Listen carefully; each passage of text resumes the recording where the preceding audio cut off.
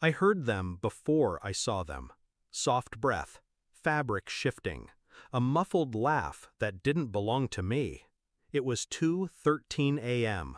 I remember because the rain had stopped precisely then, and the digital clock blinked red like an open wound in the dark. She thought I was asleep. She thought I was blind. I lay perfectly still in the bed I had bought, in the house I had built, listening to the betrayal unfold 3 feet from my face. A shadow moved across the room. I could see it now, barely, but enough.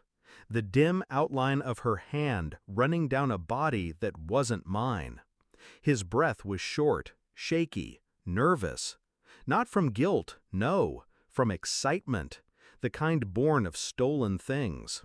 I blinked slowly, adjusting to the soft glow of the moon slicing through the window. It took everything in me not to sit up, not to scream.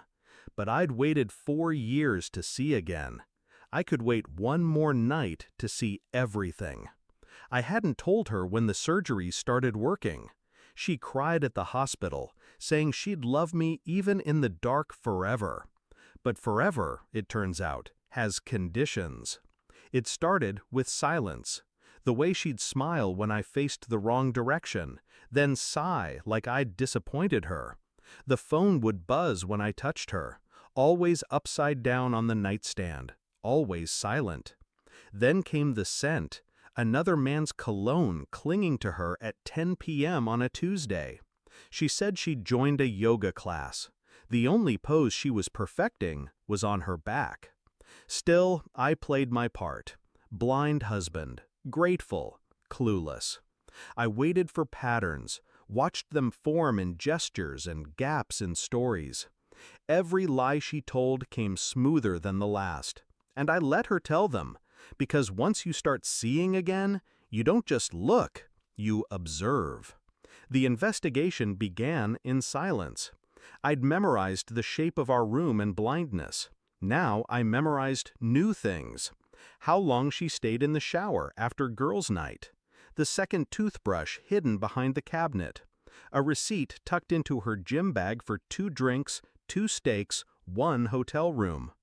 I counted time like footsteps in a hallway. Every minute she wasn't home became a question. And I answered each one. I recorded phone calls, not hers, but the ones he made to her burner phone, hidden in the car's glove box. Voice-to-text transcripts built up like scars in my inbox. Always calling her babe. Always ending with, "He'll never know." I knew. God, I knew. I sat with her one evening, dinner between us, her eyes on her plate. I smiled and asked about her day. She smiled back, and lied again.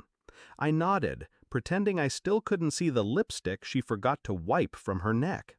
The private investigator delivered the manila envelope with a small nod. No words, just fact. Photos, dates, locations, everything I needed, everything I already knew, now documented in cold, clinical clarity. I left it on her pillow, watched her from the hallway when she entered the room. She didn't scream. She didn't cry. She froze. "What is this?" she stammered. I stepped into view. No cane, no guiding hands, just me, standing where I wanted, staring directly into her soul. "I liked you better when you were blind," she whispered. I smiled. I didn't. I didn't raise my voice, didn't curse, didn't touch her. I simply opened the closet and pulled out a suitcase, already packed. Set it beside her like a gift. "I know his address. Your things are there now." She looked like she wanted to scream, but her mouth trembled instead. It didn't mean." "You meant it enough to repeat it for a year." She dropped to the bed, not from grief, but from defeat. She never expected me to see her clearly, never expected clarity to come with consequences. I walked to the door and paused. "You'll never have to fake loving a blind man again." That's when she broke. Tears, sobs, the kind she'd rehearsed during our arguments but never earned. I left her there, drowning in her own performance. Sight isn't just vision, it's perspective. And now I see everything. The lies, the woman I thought I married, the man I chose to be. She took advantage of the dark. But the thing about darkness, it trains your ears to hear lies louder. I don't miss the man I was when I couldn't see. I pity him, because love makes fools of blind men. But clarity? Clarity makes monsters, and I've never seen more clearly in my life.